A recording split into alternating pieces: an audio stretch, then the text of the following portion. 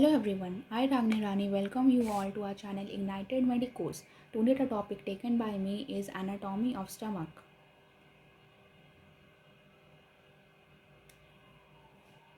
Stomach. It is the most dilated part of the gastrointestinal tract and it is a J-like shape. Here we can see, draw, just like that. It's here, like a J it makes. And it is positioned between the abdominal esophagus and the duodenum, which is the part of the small intestine. Stomach, it is in the epigastric, umbilical and hypochondrium region of the abdomen. We can see over here, this is the left hypochondrium, this is the epigastrium, and this is the umbilical region of the abdomen. So we can imagine that stomach lies like this in the abdomen.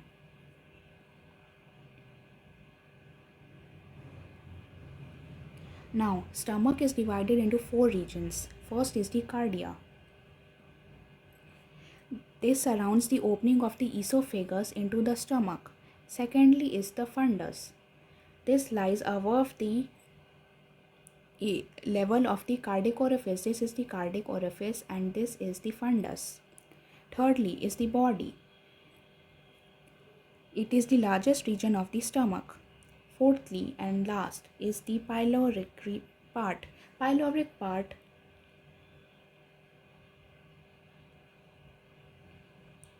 is divided into pyloric antrum and pyloric canal. This is the pyloric antrum, here we can see, and this is the pyloric canal, this portion. And the most distal portion of the pyloric part of the stomach is pylorus, and pylorus is marked on the surface by pyloric constriction. This is pyloric constriction, a constriction we can see over here. Remove this constriction we can see, and this pyloric constriction contains a thickened ring of gastric circular muscles, the pyloric sphincter. Pyloric sphincter is over here. It's a thickened ring of gastric circular muscles and it surrounds the distal opening of the stomach, the pyloric orifice. The pyloric sphincter guards the pyloric orifice. There are other features of the stomach as well. The greater curvature, we can see. It forms the left border of the stomach and it starts at the cardiac notch. We can see over here. It starts from here and it ends at the pyloric orifice. This entire region. We'll see in another image over here. So it starts from here and it ends over here, and through this region it gives attachment to gastrophrenic ligament, gastrosplenic ligament and greater omentum. Now there is a lesser curvature also. It extends over this portion and it gives attachment to lesser omentum, which consists of hepatogastric ligament and hepatoduodenal ligament.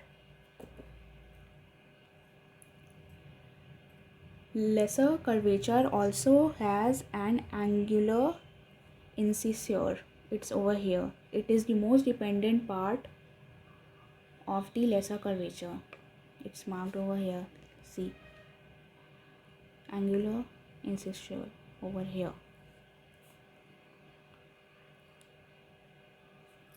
Now we will move on here. This is the radiographic image of the abdomen part, mainly the stomach part, and the shape of the stomach can be studied in the living by this radiographic examination using barium. Here we can see the superior part of the duodenum and the descending part of the duodenum. This is the whole duodenum and this is the superior part and this is the descending part. This is the pyloric antrum. This is the fundus. This is the body.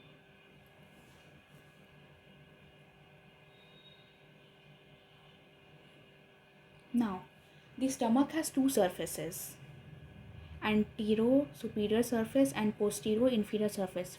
We are talking now antero superior surface. Antero superior surface in its right part, which extends from cardiac orifice, this is the right part, okay, and it extends from, this is the cardiac orifice, to the pyloric antrum. Till here it extends, and it includes the lesser curvature also, and it comes in contact with the left lobe and quadrate lobe of the liver. Now this is the upper and the left part, which includes the fundus region and some part of the body. It is related to gastric part of the spleen and the left costal margin and the diaphragm. This is of the upper and left part. Now there is a third part also, which is the intermediate triangular part. You can see a triangular I have made. This is the intermediate triangular part, and this comes in contact with anterior abdominal wall.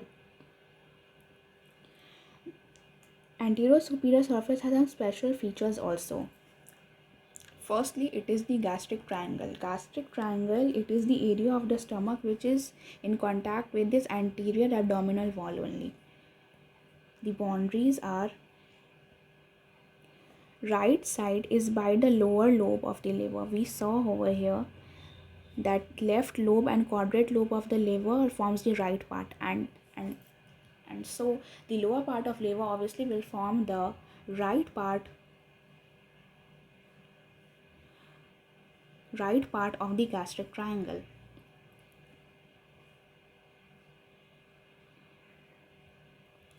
Now the left part, this one. This has formed the left costal margin, and below the lower margin of the triangle, it is formed by the transverse colon. The clinical significance of this gastric triangle is that during gastrectomy operations, when there is incomplete esophageal obstruction, then a tube is introduced in the stomach through this gastric triangle only for feeding the patient.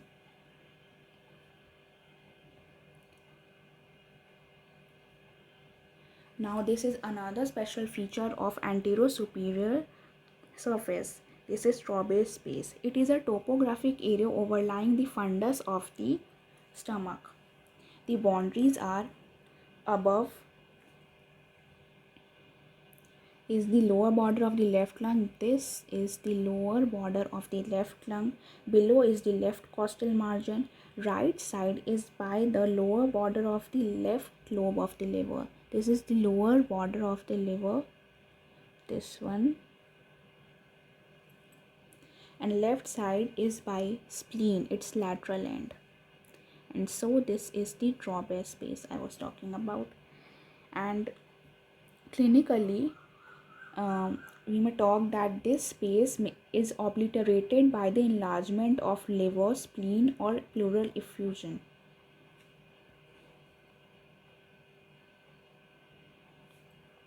Now we will talk about the second surface, which is the posterior inferior surface. This surface is related to a number of structures which form the so-called stomach bed.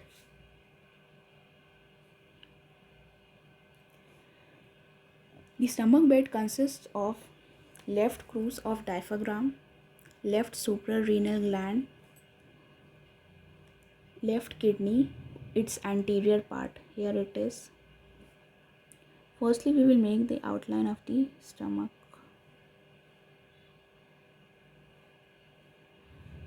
And so we can see the left crus of diaphragm, left suprarenal gland over here, and this left kidney, its anterior surface, then splenic artery, transverse mesocolon, its anterior layer, pancreas, its anterior surface over here,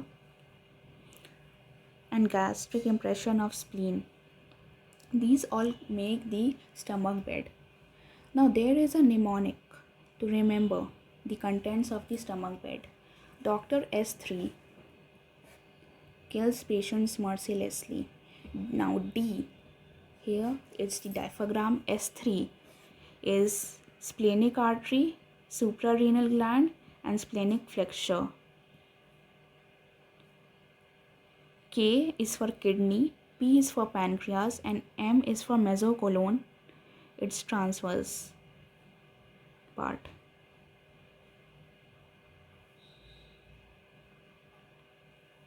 Now we will talk about the wall of the stomach. Wall of the stomach presents four coats when we go from inside to outside. First, inside is the mucus, the innermost is the mucus. Then is the submucus. Then is the muscular layer. And then is the serous layer. Now this mucosa, it has three prominent regions: gastric folds, gastric pits, and gastric rugae. Now gastric folds, these are longitudinal along lesser curvature and irregular along the rest of the surface. We can see over here. This is longitudinal over here along the lesser curvature. Now the gastric pits, these are small depressions in which gastric glands open. And thirdly was the gastric canal. This one you can see. This gastric canal, it is a longitudinal furrow that forms temporarily along the lesser curvature. This is the lesser curvature, and we saw the gastric canal. It's a longitudinal furrow, and these were the, let me clear.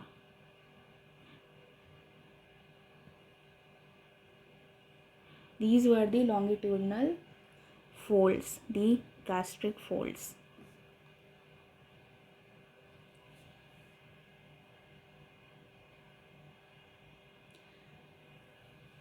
Now inner to mucosa was submucosal layer, and then inner to that is the muscular layer. Now muscular layer is of three types: the longitudinal layer, the circular layer, the oblique layer. The superficial one is the longitudinal layer. We can see the longitudinal fibers. It's the superficial one. Then inner to that is the circular layer. We can see the circular layers. These circular layers become thickened near the pyloric sphincter. Here was the pyloric sphincter, and these become thickened near it. Now innermost is the oblique layer. We can see the oblique layer. These oblique layer, these are well developed. These form well developed ridge on each side of the lesser curvature, and these on constriction helps the gastric canal for the passage of fluids. Here was the gastric canal, and it helps in its passage of fluids. This canal allows rapid passage of swallowed liquids along the lesser curvature, and so it becomes very much vulnerable to peptic ulcer. Now the fourth layer is the serous layer. Now I end my topic over here. The next topics will be the nervous, arterial, venous, and lymphatic drainage. It will be dealt in the next video. Thank you.